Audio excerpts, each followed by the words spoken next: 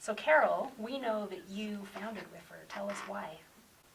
Why? Yeah. Yes, why? That's what I ask myself every year. Why are we doing this? This was so much work. Well, Chris Crow, a million years ago, came to me and he said, if you could go to any conference at all, what would it be like? And I was like, any kind? And we started to brainstorm. We'd have morning sessions. We'd have an editor and agents that we liked. We would have afternoon classes where we'd be able to talk about craft. We'd be able to work on our manuscripts, really getting into the nitty-gritty. And we just put together the conference that we would love to do. And that's how WIFYR started. And I think we're in our 15th year, are we not? Yeah. And I've been going strong ever since. It's hard being a writer, running a conference, being a writer and running a conference, as you all know. But I think the payoff is tremendous, and I see a lot of people who are succeeding from this conference. Yeah. And, of course, that's my goal, is that you all write a book and get it sold and dedicated to me. I mean, a small amount of money. Very small.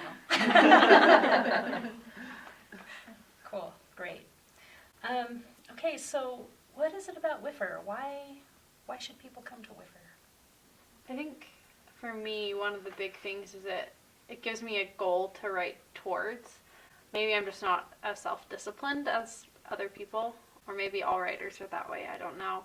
But I know sometimes I struggle without, like, if I don't have something to write towards beyond just my own, like, goals, like, if there aren't outside forces that are compelling or depending on me to put words on a paper, I always tend to, like, make other things more important. And so WIFYR, every year, I'm like, okay, I got to get my stuff ready for WIFYR, and it's got to be good. And It pushes you a little bit, doesn't it? Yeah, it pushes me, and so it makes me want to keep writing. And then I think the other part for me is I get excited when I attend, because we're learning all that information, and because we're meeting published authors who have real books from real publishing houses, and we're meeting editors and real agents, and they want to find more people. It gives me kind of that excitement back if I ever lose it during the year, because I get overwhelmed by writing and by life. I get excited again, like, oh yeah, I do want to be published. I do want to send my manuscript to this agent I met at WIFYR. Maybe they'll like me and my story. They'll like you. Yeah. Maybe not the story. They'll like the story. I think what I love is the hands-on aspect of it. It's not like you're going all day and listening to lectures and taking notes. There's only so much you can learn by seeing and hearing. You actually have to do it. And that's the part I like, the workshops in the morning. You're actually going through it. And you're going through other people's manuscripts as well. So not only are you working on your own writing, but you're becoming a better critiquer, and you're able to learn for yourself by catching others' mistakes or hearing what they do well. Yeah. I agree. That helps me a lot. I think when I go to a big class and I hear these concepts in the abstract, it's nice and it helps, but I have a really hard time applying it to my own work, especially like you said, Robin, where it's so close. Yeah, I'm so close to it, I can see something in somebody else's work and not see it in my own. So when you're in that small workshop setting and you get close to these people, and I learn so much from their critiques of my work and also critiquing their work, it just is a huge difference, and I really love that experience. You mentioned being around people, and to me that's what I love about it. Is I come to WIFYR and I feel like I am with my people, the writers, the people who think like I do. They're daydreamers and they're a little bit kooky and who knows, but we all have this thing in common that we want to create and write stories, and you just feel kind of a connection or a kinship with the people at WIFYR. This is our community. This is our people. It's our tribe. Yeah. Well, I think one of the reasons why I keep doing this is because we are seeing success. I mean, we're really seeing people publish big names now. People who have been and have won, like the Matt Kirby. What did he win? Edgar Award. Won the Edgar Award. Well, and I went to his book launch just last night, and this is his 4th book, I think, and I think this one, like, he was approached by a publishing house and said, here's an idea. Like, he's not having to, like, I don't know, I think that would be kind of nice at some point Yeah. in your life to be like, we want Here. you to write something like this for us. You'll have so many ideas that you'll be It's like, true. no. But it's also kind of fun. I don't know, maybe I'm also prideful and be like, someone wants me. Like, they searched Yeah. me out to write this. I don't know, I think that would be pretty cool. Has to be part of a series. You know. Also, I think WIFYR helps you get over your stage fright. It helps you get that courage to talk about your book and to share. I can see that. For people who think, oh, I'm not going to share this with anybody until I send it to the publisher, you really need to share it with other people. And at WIFYR, you have the chance, like we were saying before, to meet people that are of your same mindset who also want to get published and who are writing stories of their own. And it's a great way to learn to share and to learn to take feedback and to learn to grow. And I found in my personal experience that it helped me believe in my story because other people believed in it too, which is a big deal, especially for people who haven't been to many conferences. It's great to get out there and to share. And knowing that there's an editor or an agent who wants your book. I mean, there's somebody coming specifically to buy books Yeah. and to take on clients from our conference. And that happens every year. We see that. Yeah. Every year Sure. we have success. And sometimes people we don't know, like I'll meet someone and they're recently published, and I tell her that I assist with WIFYR, and she's like, oh, when I was getting started, I went to WIFYR, early on, and we have no idea how just it ripples that Yeah. people that we don't even know about have been influenced and had that opportunity. And they It's get published. definitely this little gem, Yeah.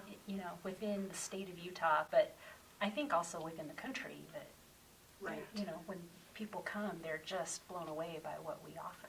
Yeah, and what I also love is there are places that do workshops like this. There are other conferences, but you're going to be paying 5 or 6 times the amount, sometimes even 10 times the amount that you Yeah. would have to pay at WIFYR to get the same experience. Right. So I like that we try to keep it low so people can actually attend and get this experience.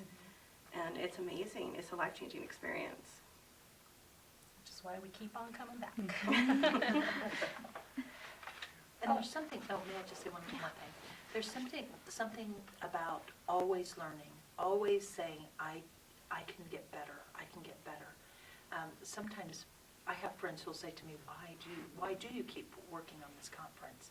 And it's because, another reason is because I will learn something. I'm learning a lot. Every session, I learn a better way to be a better writer, and that's important to me. I want to always be growing and learning and changing and making my books the best they could possibly be.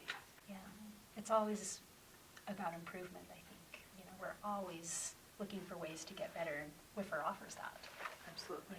I think that's what I like. Part of our goal as the WIFYR runners is that we want to make better writers.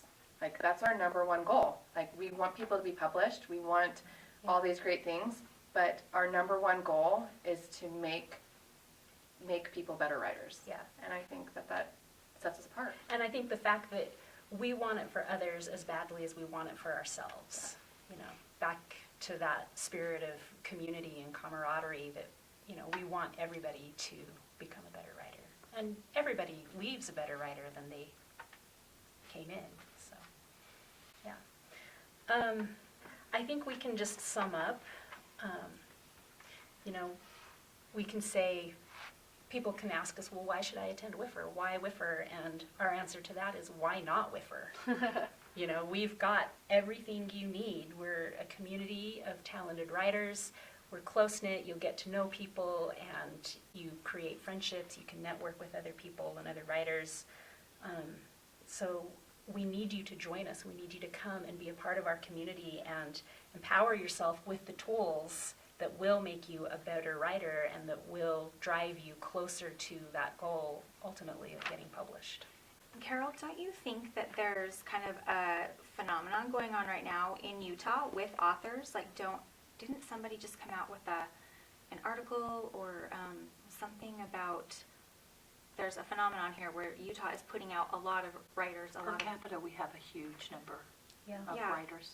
And Yes. I'm sure WIFYR has something to do with that. It's been around for 15 years, and it's one of the major conferences in Utah, and I'm sure there's a correlation there.